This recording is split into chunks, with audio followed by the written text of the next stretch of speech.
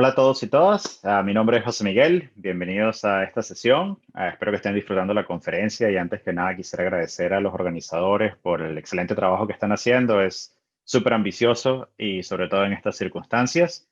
Y gracias a ustedes por su tiempo. Hoy vamos a hablar de código abierto, tendencias y estado de la industria. Yo trabajo en Microsoft, vivo en Redmond, en Estados Unidos.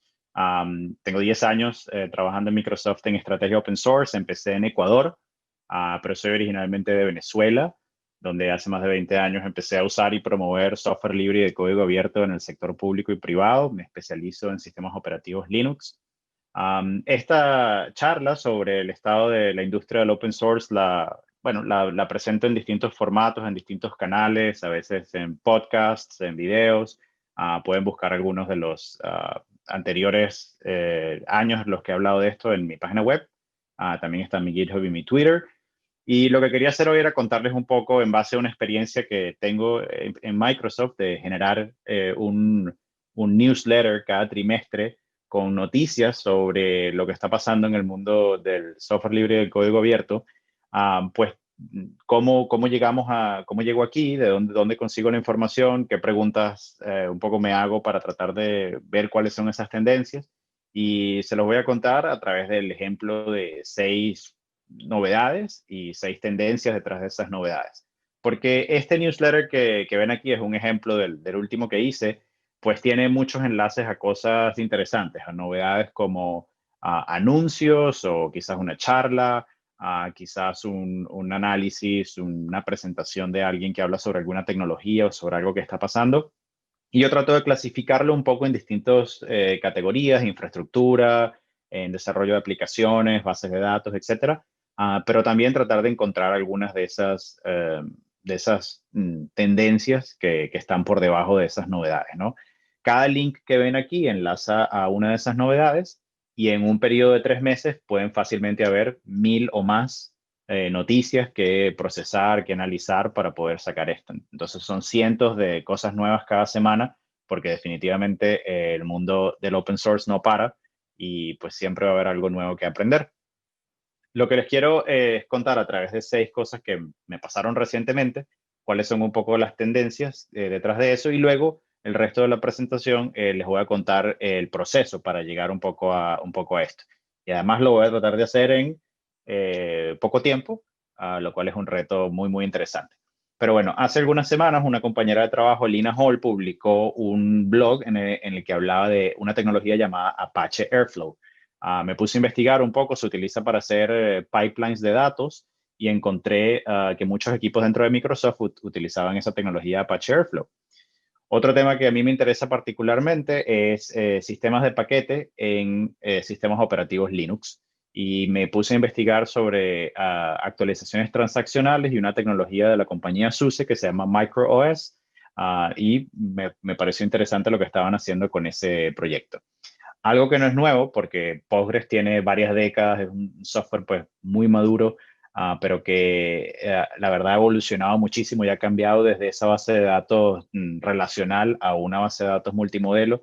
Y es un proyecto además que es muy cercano a mí porque tengo muchos años en Microsoft promoviendo la inversión en Postgres y hoy en día pues Microsoft es uno de los participantes más importantes de esa comunidad. También han ocurrido novedades en las últimas semanas, por ejemplo, con el proyecto Istio o con anuncios como Open Usage Commons. Y quizás se habrán encontrado por allí noticias de una licencia de software llamada la licencia ANTI 996, que es una licencia básicamente que surgió en China como una forma de presionar a compañías que tienen quizás políticas un poco de explotación hacia los empleados para, por alguna manera, motivarlos a que cambiaran esas políticas. ¿Cuáles son las tendencias subyacentes de algunas de esas novedades? Eso es lo que es interesante y un poco lo que les quería contar hoy. Cada una de estas tecnologías, de estos anuncios, tiene por detrás algo un poco más grande, un poco más interesante, y que les voy a contar primero en qué consiste desde mi punto de vista y luego dónde busco esta información, cómo la consigo y cómo la proceso. Por ejemplo, cuando hablamos de tecnologías como Airflow y de pipelines de datos, hay una tendencia clara hacia lo que se llama data mesh. Básicamente es un enfoque donde los datos se convierten en algo de autoservicio en las empresas y hay problemas muy específicos de open source relacionados con data mesh, sobre todo el licenciamiento de los sets de datos, de dónde vienen, el linaje. Sobre todo es muy importante para todo lo que tiene que ver con machine learning, es poder saber de dónde vienen esos sets de datos.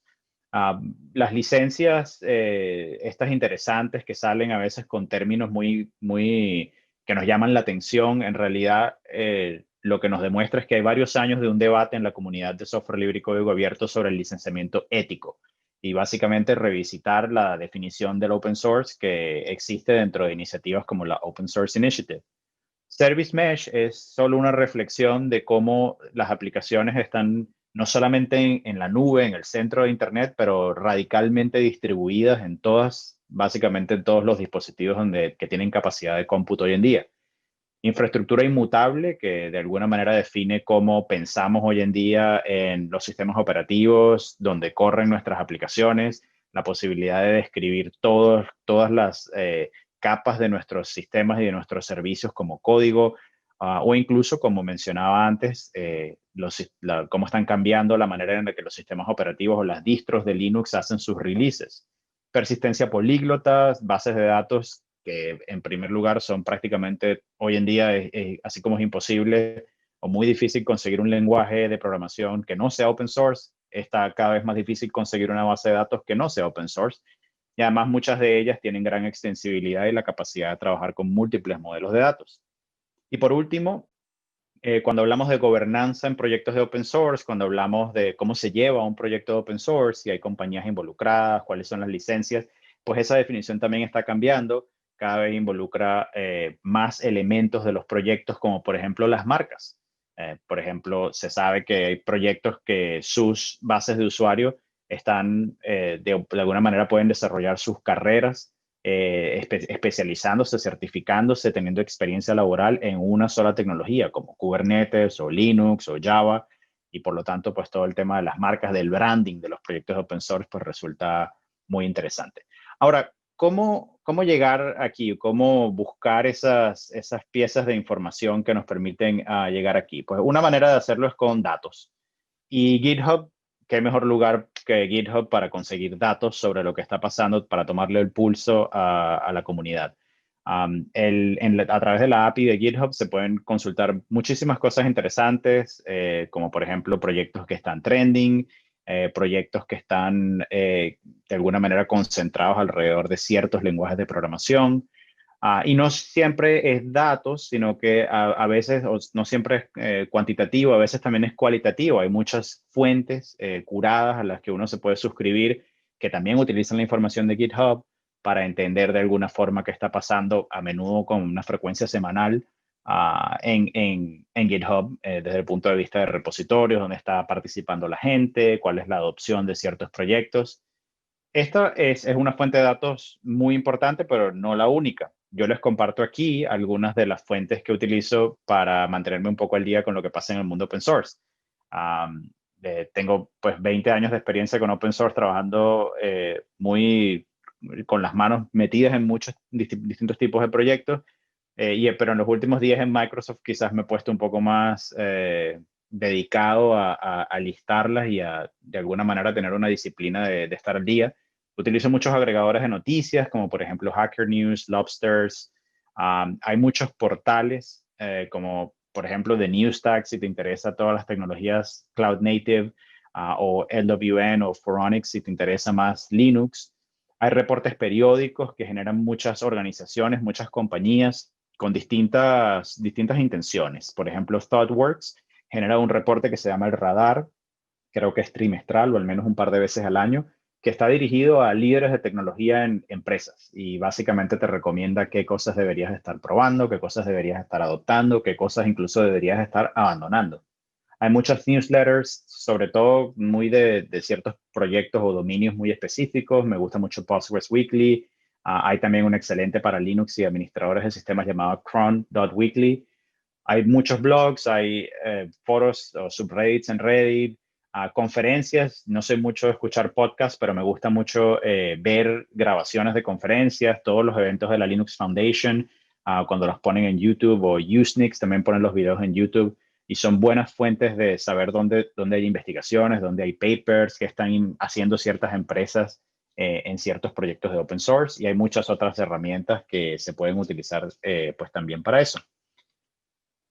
Una última cosa que quería compartirles, que quizás les es útil, es que utilizo, si están familiarizados con el Business Model Canvas, que es lo que está en la parte de arriba de esta slide, que de alguna manera busca como una pequeña plantilla para poder definir un negocio.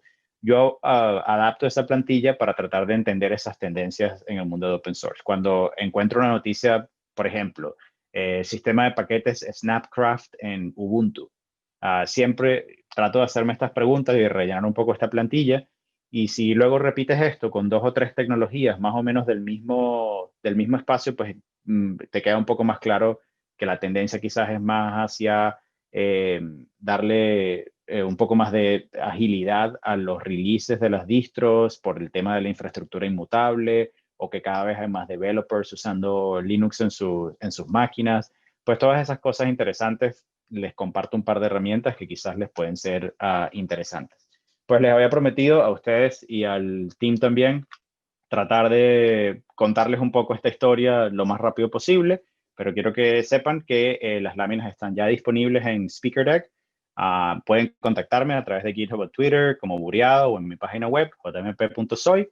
Y una cosa interesante que agregué a los slides es que hay unos links en los que pueden ver algunos artículos para aprender un poco más sobre algunas de estas tendencias, como data mesh o licenciamiento ético, y algunas otras. Así que sin más, les agradezco mucho por su tiempo. Espero que tengan una excelente conferencia y que disfruten la fiesta de carnaval. Gracias.